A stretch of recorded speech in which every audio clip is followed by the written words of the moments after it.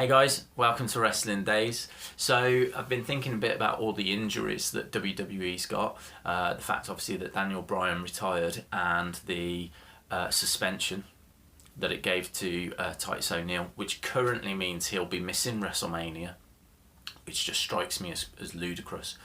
But I've been thinking about what would a WrestleMania look like if we started to just use the younger guys. Now, I'm not saying that WWE should do this, it's just a bit of fun, but I thought it was interesting in Daniel Bryan's speech when he mentioned having, several concussions in just the first few months of training, let alone what he picked up throughout his career. News has come out since that Bryan's been suffering from seizures and he's got lesions on the brain, and the more I read about it, the more that I'm not pleased, but in a way pleased that he's retiring. It sounds as if he could do himself some real damage if he was to stick around. So anyway, what would a WrestleMania card look like? That's what I want to explore in today's video. It does mean we miss out on several big names. No Brock Lesnar, no Undertaker, the champion as well, Triple H obviously wouldn't be there. So in order for this to work, Triple H would have to drop the belt. And I think the most logical person for him to drop the belt to would be Roman Reigns. They seem to be pushing Roman Reigns as the next big face of the company. So for this video, Roman Reigns is going to be going into WrestleMania as the champion. So a few surprising names actually that miss out as well. No Finn Balor, no Asuka from NXT, no Nia Jax either from NXT. A few people that just scrape over the 30 mark, which I've had to cut out as well, and obviously it means no Sting, so we definitely won't get the Sting Undertaker match, not in this, and no Lillian Garcia, and thank the Lord, no Michael Cole. So let's start off with the pre-show then. So I wanted a fast-paced match. I want something that's exciting. I want something that's going to make people want to actually tune in for the pay-per-view. I think one of the most exciting guys on the roster at the moment is Neville. He doesn't hold a championship, so I don't think I'm taking away from the main card. I'm not taking away a title match. And I've got him going up against Tyler Breeze. I think Tyler Breeze needs a big push. I think Neville needs a big push as well. The only downside to this match is that neither of them are big names. But I do think both of them could work a very exciting, very fast-paced match. I'd be looking for this to be a match of the night contender. That's what I'd be saying to them. Go out there, put everything you've got on the line. I'd want to see Neville going, bouncing all over the ring. I'd want to see Tyler Breeze really healing it up. I think WWE could do with some credible heels at the moment, and so I would have Tyler Breeze winning this one. I think Neville could be a champion in the future, but he's still got time on his side. I think there's an urgent need to get some big obstacles for the likes of Ambrose and Reigns to overcome. And Tyler Breeze could be one of those obstacles. He offers something a little bit different. Should say at this point that the commentary team, because we don't have a Michael Cole, is Renee Young. And the only person that I can't find the age for on this video is Tom Phillips. So she's going to need a partner. I know that JBL, Michael Cole, Jerry the King Lawler, Ranello, Tom Phillips, Corey Graves, all too old, all over 30. So I've gone with Phillips. I just won't ask his age. If he turns out to be 30, then Renee Young might have to do commentary with JoJo. But at the moment, I've got JoJo doing all the backstage sections. So that's my commentary team. Tom Phillips, Renee Young. So first match, again, I want to keep that fast-paced action going, and I think mix it up, we'll have a tag match. Fan favourites in the Usos. They're known to the whole WWE universe. I've got them going up against American Alpha, Jason Jordan, Chad Gable, the Smarks in the audience, and it's WrestleMania, so there'll be a lot will really pop when these guys come out. They're probably the most over tag team at the moment. I think that they could even be more over than New Day. Certainly more over than Soft. Soft seem to have just taken a slight step backwards. Don't seem to be connecting as much. I'd say that Chad Gable, Jason Jordan are the it tag team at the moment, and so I've got them in the first match. Don't think they're established enough yet to be going for the proper world tag team titles. Certainly they should be the NXT tag team champions, and I'm sure we'll see that soon. But yeah, I've got the Usos going up against American Alpha. I've got American Alpha picking up the victory. Again, looking towards the future. Let's give them a push. So next up, something a little bit different, a Money in the Bank match, right? It's pretty standard.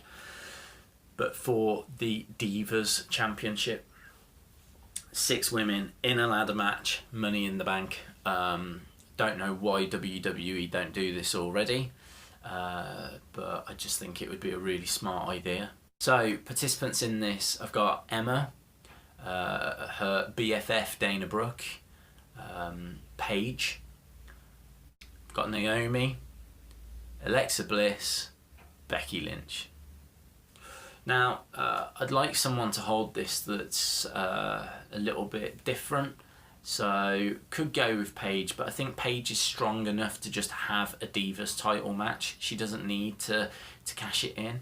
I always liked that moment when Ziggler cashed his in, or The Miz cashed his in, because they're superstars that you could see not getting a title match if they didn't have the Money in the Bank briefcase, which is why I would give this to Emma. I think Emma is someone who is struggling to get to the top end of the card. She had to take a step down off the main roster and go back to NXT. But I think let's give her a shot. Let's give her a title shot, and let's give her an opportunity where she could cash in when the champion is at their most vulnerable. That will then put her in the main event picture for the Divas title, and it's down to her. It's down to whether she can really connect with the fans or not. Then we've got the first championship match of the evening. I've got the US title on the line. I've got Kalisto against a former US champion, and that is Rusev. I have got Rusev winning this one. I don't really think Kalisto is strong enough to carry that title. I think Rusev is. I think we could see a return of the big, strong, dominant Rusev from when he was feuding with John Cena. That's certainly what I'd hope for, because he has really lost his way. He can have Lana in his corner as well, because she does make the age. I think she's 30 exactly. So I've got a big, strong, powerful performance from Rusev. Kalisto certainly has his moments, high spots, keeps the action going, but Rusev picks up the victory. Next, I follow it up with another championship match. This is the Tag Team Championship match.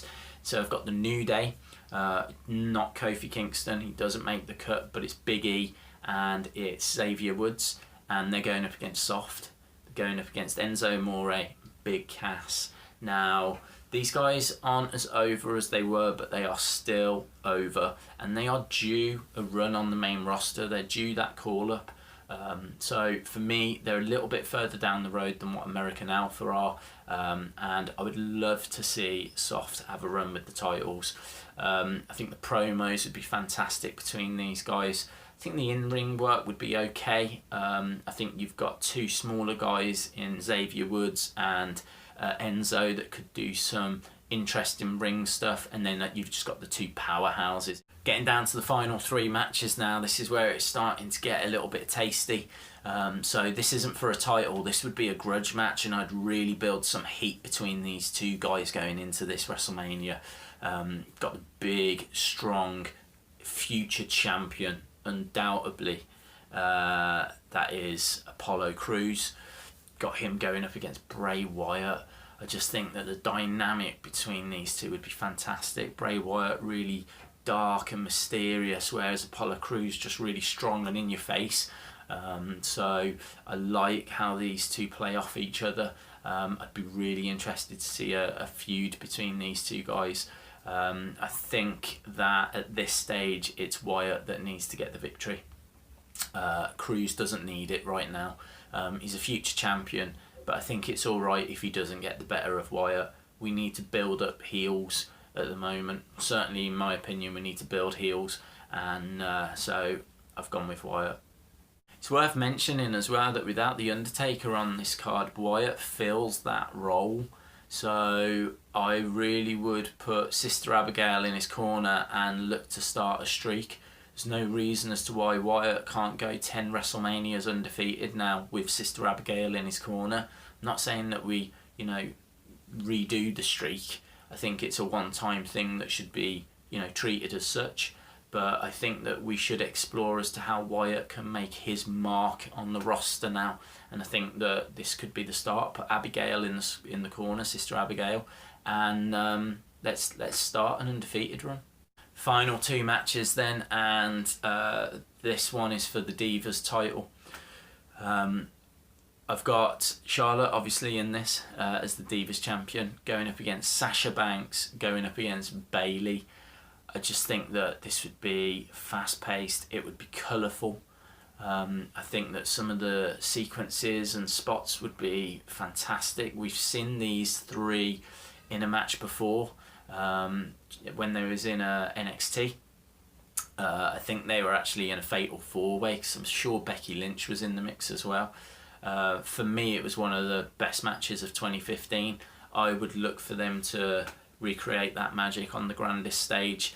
It would be second from last, and I would really want them to show what they could do. This would not be a toilet break by any means, and so yeah, I've got Sasha walking out with the title. I think we've built up a few heels throughout this. We've got Emma waiting to cash in. She wouldn't cash in this soon, but I think Sasha would walk out champion. And then finally the main event. I'm afraid there's no surprises here. I've had to go with two names that are gonna draw people, that are gonna bring people in. So I've gone with Roman Reigns versus Dean Ambrose. Roman, as I said at the start, goes in as champion, but he also goes in as heel. I'd love to see him flip out before WrestleMania, lose his cool, or maybe it turns out that he's now in the Authority and he is handed the title by Triple H. So Triple H gives up the belt and hands it to Roman. He can do that, what with him being, the COO. Which means the Lunatic Fringe, as the main face in the company, now goes for that title at WrestleMania. Big match, constantly getting screwed over. Triple H comes down, screwing over Dean Ambrose, but Dean picks up the win. And the final shot of WrestleMania is Ambrose holding the title aloft as Reigns and Triple H scuttle away to try and regroup for another day.